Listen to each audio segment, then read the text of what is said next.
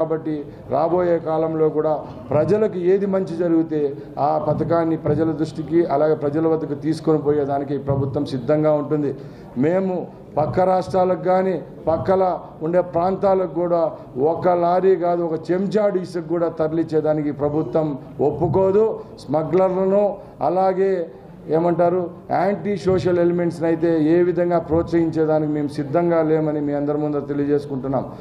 కంపెనీలు ఎవరు టెండర్లు ఎవరు వేసినారో మా ప్రభుత్వానికి అవసరం లేదు.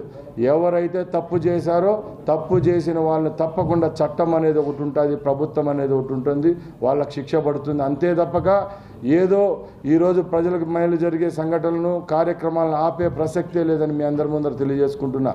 అలాగే ఒకటే చెప్తున్నాం, ప్రజలు ముఖ్యం మాకు. రైతులు సుమారు ఈ రాష్ట్రంలో 70% జీవనోపాధి అంతా రైతుల మీద ఉంది. కాబట్టి రాబోయే కాలంలో రైతులందరికీ సువర్ణయుగం. గత ప్రభుత్వాలు డ్రిప్ ఇరిగేషన్ అయితేనేం రైతులకు సంబంధించిన ఎరువుల విషయంలో అయితేనేం వెనుకంజ వేసింది. మేము ఒకటే చెప్తున్నాం, ఇప్పుడు రైతులే మా అజెండా. రైతులకు సంబంధించిన ప్రాజెక్టులు ఏదైతే కంప్లీట్ చేయాలో అతి త్వరలోనే మేము పూర్తి చేసేదానికి సిద్ధంగా ఉన్నాం. మనకి తెలుసు లోకల్ బాడీసే వెన్నెముక లాంటిది భారతదేశంలో. కింద సర్పంచ్ నుంచి పై జెడ్పీటీసీ వరకు స్థానిక సంస్థలు ఎప్పుడైతే గట్టిగా ఉంటాయో అప్పుడు గ్రామ స్థాయిలో ప్రజలైతేనేం గ్రామాలైతేనే అభివృద్ధి పదంలో నడుస్తూ వస్తున్నాయి. గత 15 సంవత్సరాల నుంచి మీరు అందరూ చూస్తున్నారు, నిధులు అరకొర నిధులతోనే ఈరోజు గ్రామాలన్నీ అక్కడ ఉన్న అభివృద్ధిలో కుంటుపడి ఉన్నాయి. ఈరోజు ప్రభుత్వం ప్రతి ఒక్క గ్రామానికి ఒక 4-5 బిల్డింగులు పెట్టి ఆ బిల్డింగులను బాగా సుందరంగా ఏర్పాటు చేయడం జరిగింది తప్పక ఏ విధమైన నిధులు రిలీజ్ చేయలేదు. ఆ పరిస్థితి ఎట్లుండేదంటే వంటకాలు ఎక్కువ, వంట సామాన్ తక్కువ. 10 మంది ఉద్యోగస్తులు ఉంటారు విలేజ్ సెక్రటేరియట్లో.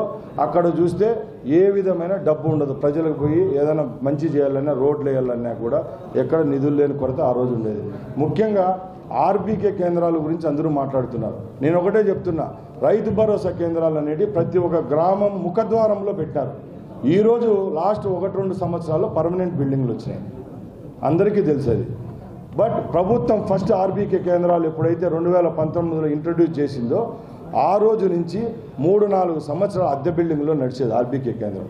బాగా అక్కడ పరీక్షిస్తే అక్కడ రెంట్ వచ్చి 7,000 నుంచి 10,000 రూపాయలు నెలకు.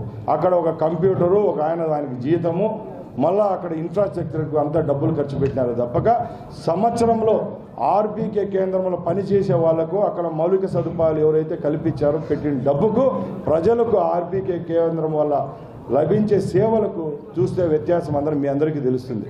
ఇవన్నీ ఆడంబరాలు ఈ ప్రభుత్వంలో ఉండవు. తప్పకుండా ప్రజలకు ఏదైతే మేలు చేస్తామో అది చెప్తున్నాం, చేసి చూపిస్తాం.